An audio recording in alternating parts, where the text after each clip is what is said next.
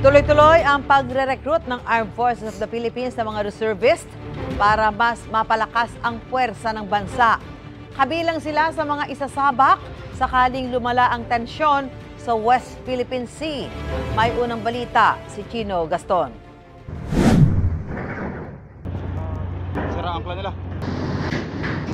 Sakaling mauwi sa gyera ang patuloy na paninigil ng China sa mga barko ng Pilipinas, hindi lang ang mga sundalo ng AFP ang matatawag para idepensa ang bansa. Sasanib sa tinatayang 150,000 na puwersa ng militar ang mga reservists o mga sibilyang nakapagsanay sa military training at bahagi ng AFP Reserve Command.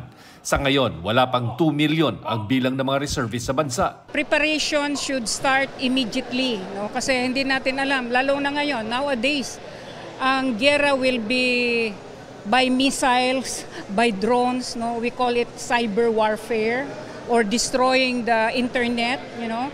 Kaya kailangan i-recruit din natin yung mga internet specialists. Ang 52 anyos na nurse na si Merjane de Guzman kasama sa mga nagpa-enlist sa AFP Reserve Command recruitment na isinagawa sa San Juan. Ang tatay ko at ang mga tiyuhin ko po ay sundalo. So kahit papaano po may background na po kasi din ako, and then mula pa po kasi sa pagkabata, gustong-gusto ko rin po sana magsundalo. Bukod sa kanya, nagpa-enlist din ang ilang opisyal ng LGU. Mahalaga na ang ating mga mamamayan ay mabigyan po ng sapat na kasanayan at kaalaman sa pagiging isang reservist. Isa naman sa mga reserve units ang 2nd Signal Reserve Battalion ng Sunshine Media Network Incorporated, ang media company ng KOJC ni Pastor Apollo Kibuloy. Batay sa records ng Philippine Army, may mahigit 400 reservists ang SMNI. Wala naman daw problema na maging reservist ang mga miyembro ng religious organizations, basta huwag sila masasangkot sa mga illegal na gawain.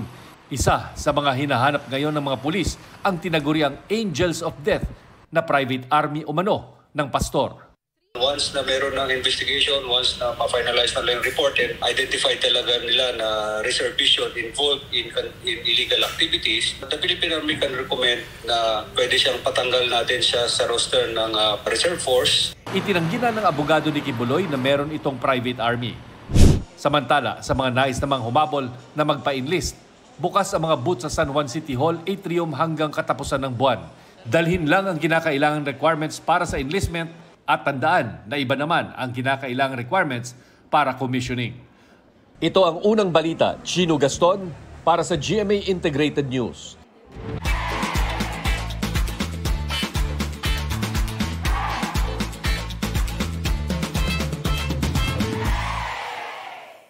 Mga kapuso, para una ka sa mga balita, mag-subscribe sa GMA Integrated News sa YouTube. Sa mga kapuso abroad, subaybayan niyo po kami sa GMA Pinoy TV at sa www.gmanews.tv.